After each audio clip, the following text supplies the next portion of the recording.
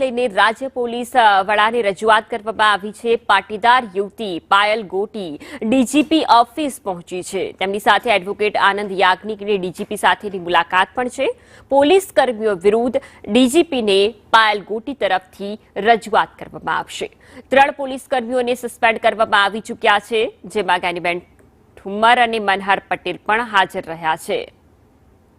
તો પાયલ ગોટીએ ડીજીપી સમક્ષ રજૂઆત કરવા પહોંચ્યા।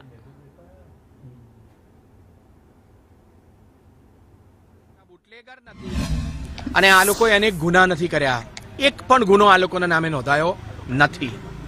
પ્રેસ કોન્ફરન્સમાં ગુનો પુરવાર થાય તેની પહેલા એસપી સંજય કોરાટની ઓફિસમાં આ લોકોને આઈડેન્ટિટી ડિસ્ક્લોઝ કરવી એ પણ બીજો ગુનો પોલીસે કર્યો છે।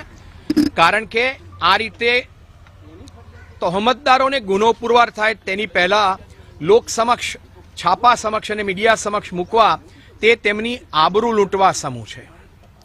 ત્યારબાદ કોર્ટમાં રજૂ કરાય તેની પહેલા પાયલ ગોટીને અને 3 આરોપીઓને અમરેલી શહેરમાં સરઘસ કાઢીને ફેરવ્યા। આ સરઘસમાં એમની સાથે ફક્ત પોલીસ નથી, પણ અમરેલીના ધારાસભ્ય ભાજપના અને ઉપદંડક, શું નામ એમનું, કૌશિકભાઈ વેકરિયા, એમના અંગત સચિવ અને એમના ખાસ મિત્રો આ વરઘોડામાં સાથે હતા અને આસપાસ લોકો સાથે વાત કરતા એવું પ્રસ્થાપિત કરવા માંગતા હતા કે આ વરઘોડો આ કથિત આરોપીઓનો અમે કાઢ્યો છે। એનો અર્થ એ કે અમરેલીનો ધારાસભ્ય કૌશિક વેકરિયા એ ભલે પ્રત્યક્ષ રૂપે હાજર નહોતો, પણ અપ્રત્યક્ષ રૂપે હાજર હતો અને પોલીસે ધારાસભ્ય દ્વારા પોતાનો ઉપયોગ કરાવડાવ્યો અને આ દેશની રક્ષકની જગ્યાએ પોલીસ ભાડુતી સૈનિક થઈ ગઈ। એ એમનો ત્રીજો ગુનો અને એમને વાંધો છે એની ફરિયાદ કરી। ચોથું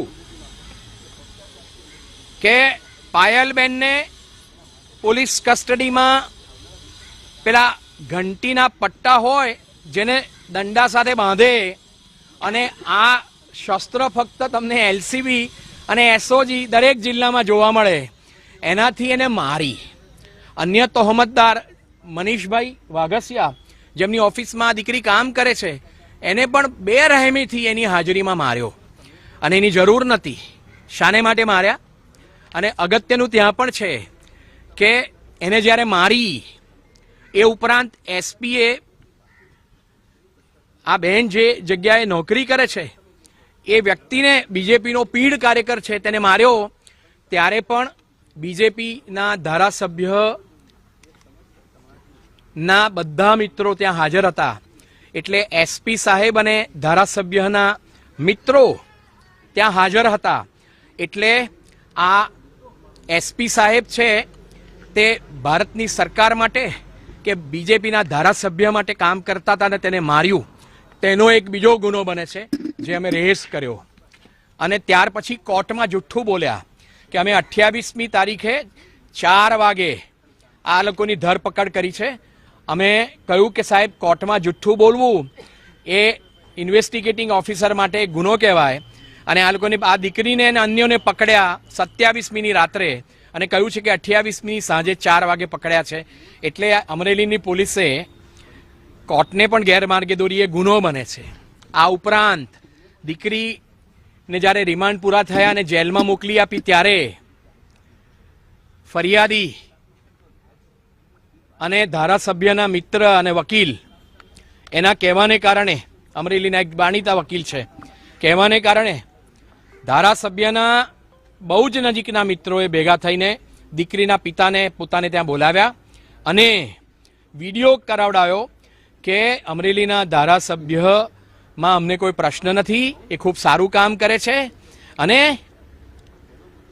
અન્ય બિનજરૂરી વાતો એમની પાસે બોલાવડાવી। કારણ કે ત્યાં સુધી પાટીદાર સમાજે પોતે અવાજ ઊંચો કર્યો હતો અને એમએલએને ખબર પડી ગઈ કે અમે લોકો શું કરીએ છીએ। આ ઉપરાંત 29મી તારીખે ગુજરાતના માનવંતા રાજ્ય કક્ષાના ગૃહમંત્રી હર્ષભાઈ સંઘવી એ પણ અમરેલીમાં હાજર હતા અને એસપી સંજય કોરાટ, જેમણે આ દીકરીનું અને અન્ય આરોપીઓનું સરઘસ કાઢ્યું અને 29મી ને 30મીએ પોલીસ સ્ટેશનમાં પટ્ટાથી માર્યા, તેની પહેલા એસપી સાહેબે ગૃહ રાજ્યમંત્રી સાથે મુલાકાત કરી હતી. અમારા ફરિયાદમાં મેં લખ્યું છે કે ગૃહ રાજ્યમંત્રીની ક્લિપિંગ્સ પણ અમે મૂકી કે એમણે અનેક વખત કહ્યું છે કે દંડો ચલાવનાર આવડે તેને જ કહેવાય પોલીસ, અને આરોપીને જે ભાષા આવડતી હોય તે ભાષામાં પોલીસે શીખવાડવું જોઈએ. અને ત્રીજી વસ્તુ, પગની અંદર તો ખાસ સેવાને શુશ્રૂષા કરવી જોઈએ અને મારવા જોઈએ. એવી વિડીયો ક્લિપિંગ્સ અમે મોકલી અને કહ્યું છે કે હર્ષ સંઘવીની 29મી તારીખે અમરેલીમાં એસપી સંજય કોરાટ સાથેની મુલાકાતને કારણે એમને સરઘસ એમનું કાઢ્યું અને એમને માર્યા. કારણ કે હર્ષ સંઘવી વારે વારે કયા કરે છે કે આરોપીઓને મારવા કે આરોપીઓની સાથે કેવી રીતે વર્તવું એની એસપી છે. અંદર ફરિયાદમાં કહ્યું છે કે જો ગૃહ રાજ્યમંત્રીના આ વાક્યોને કારણે આ વ્યક્તિ જેને નિર્દોષ જાહેર કરવામાં આવેલી છે એને મારવામાં આવેલી હોય તો ફક્ત એસપી સંજય કોરાટ નહીં, અમરેલીની એલસીબી, એસઓજી, સાયબર સેલ અને અન્ય પોલીસો નહીં, પણ આ રાજ્યના ગૃહ રાજ્યમંત્રી હર્ષ સંઘવીને સંદર્ભે પણ તપાસ કરવામાં આવે અને એમની પ્રેરણાથી શું આ દીકરી પાયલ ગોટીને અન્ય તહોમતદારોને માર્યા છે અને સરઘસ કાઢ્યું છે એ પણ તપાસ કરવામાં આવે. એસપી પોતે જવાબદાર છે એટલે એસઆઈટીમાં અમે ના પાડી અને આજે અમે રિક્વેસ્ટ કરી કે કોઈ બાહોશ સ્ત્રી આઈજી કક્ષાની આઈપીએસ ઓફિસરને નિમવામાં આવે અને સ્વતંત્ર તપાસ કરવામાં આવે તો જ ખબર પડશે કે આ શું થશે. એટલે દીકરીને 12 વાગે પકડીને લાવી ત્યારે એલસીબીમાં અમરેલીના ધારાસભ્યના મિત્રો હાજર, એનું સરઘસ કાઢ્યું તેમાં હાજર, એને મારી ત્યારે હાજર અને એસપીની સાથે હાજર. આ શું પ્રસ્થાપિત કરે છે? અને એ પ્રસ્થાપિત કરે છે કે આજે કે ગઈકાલે જે સામાન્ય પોલીસ કોન્સ્ટેબલ કક્ષાના માણસોને તમે સસ્પેન્ડ કર્યા, કેમ? એસપી, ડીવાયએસપી અને અન્ય પોલીસ અધિકારીઓ તપાસ કરતા હોય, જેમાં પીઆઈ પરમાર, પીઆઈ પટેલ અને અન્ય પીઆઈઓનો સામ થાય છે, બધાના નામ અંદર લખેલા છે. એ લોકોના કહેવાથી પોલીસ કોન્સ્ટેબલને હેડ કોન્સ્ટેબલ દીકરીને ઘેર જાય. એટલે જે ચિઠ્ઠીના ચાકર સમા સૌથી નીચલી પાયરીના પોલીસ કોન્સ્ટેબલને તમે સસ્પેન્ડ કરો છો, પણ એમને આ દીકરીને પકડવા માટે ને મારવા માટે આદેશ આપનાર એ ઉચ્ચ કક્ષાના પીએસઆઈ, પીઆઈ અને એસપીને શાને માટે તમે